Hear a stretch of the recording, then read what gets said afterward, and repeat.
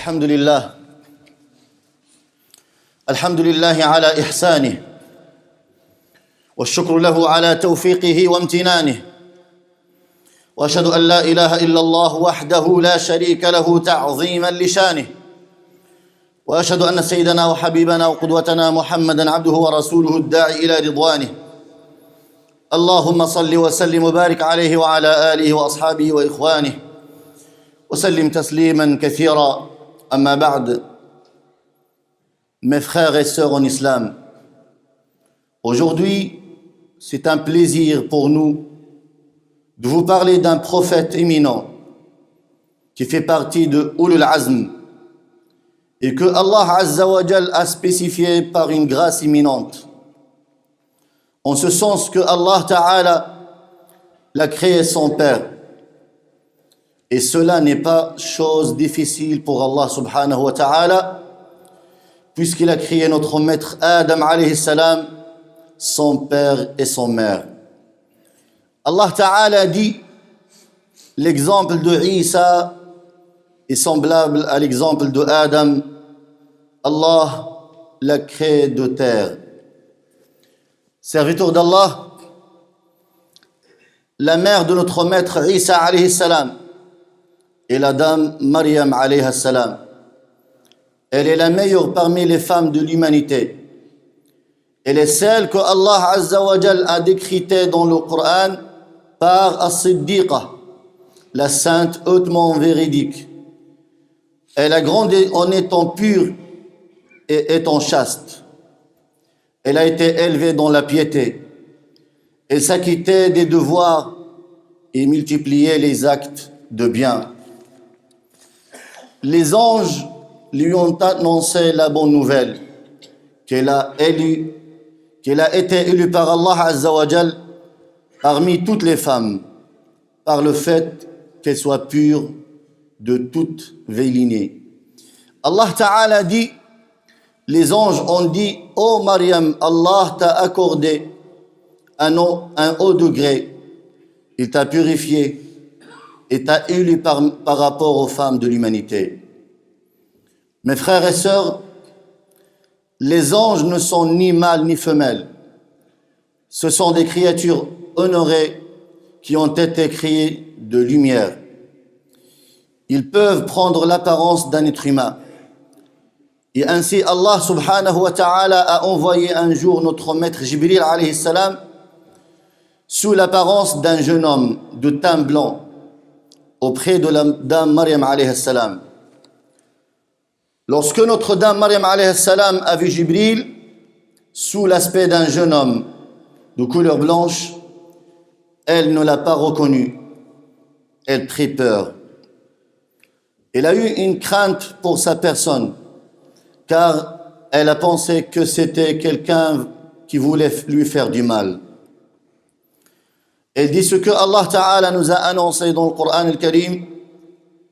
Elle a dit, je demande à Ar-Rahman de me préserver de toi. Si tu es pieux, alors ne me fais pas de mal. Et Jibril alayhi salam lui a répondu que c'est Allah qui l'a envoyé auprès d'elle pour lui donner un enfant vertueux, pur de tout péché. Et Maryam alayhi salam a dit ce qui signifie, comment pourrais-je avoir un garçon sans qu'un époux ne m'ait approché, alors que je ne suis ni une déviée, ni une fornicatrice.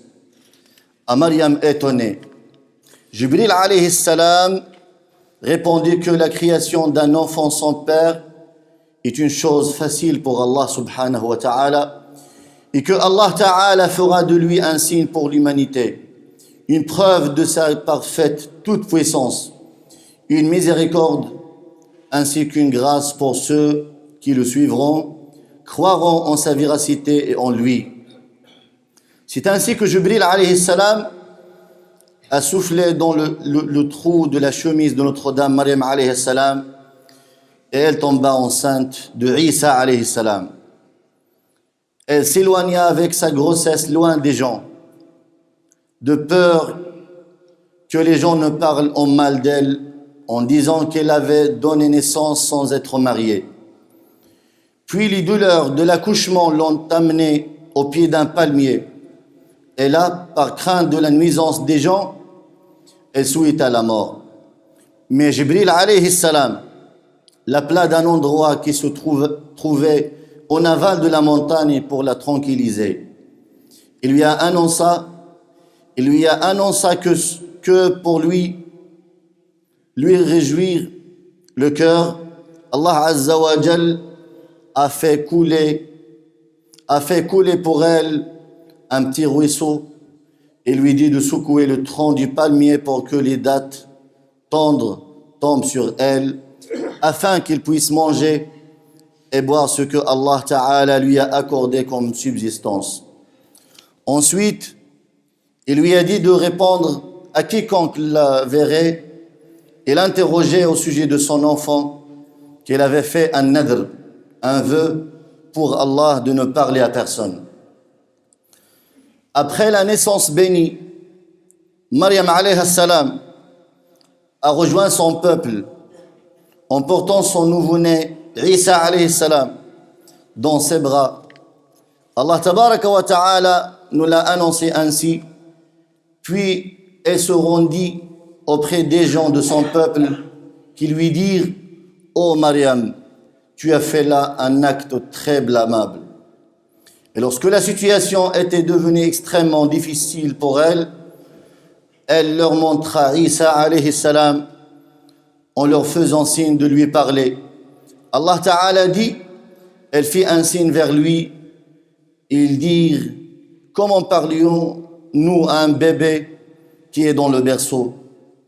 Et c'est ce moment-là que Allah Azza wa Jal a fait parler par sa toute puissance notre maître Isa alayhi salam, alors qu'il était encore nourrisson.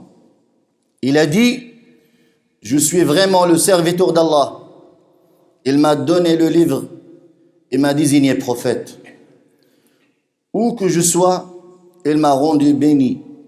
Il m'a recommandé, tant que je vivrai, la prière et la zakat. Ainsi notre maître alayhi salam, Isa alayhi salam, a appelé son peuple, tout comme tous les prophètes et tous les messagers l'ont fait, à l'adoration d'Allah Azza wa Jal, lui seul, à ne pas lui attribuer d'associés. Que Allah Ta'ala honore et élève davantage en degré notre maître Muhammad, ainsi que tous ses frères prophètes et envoyés.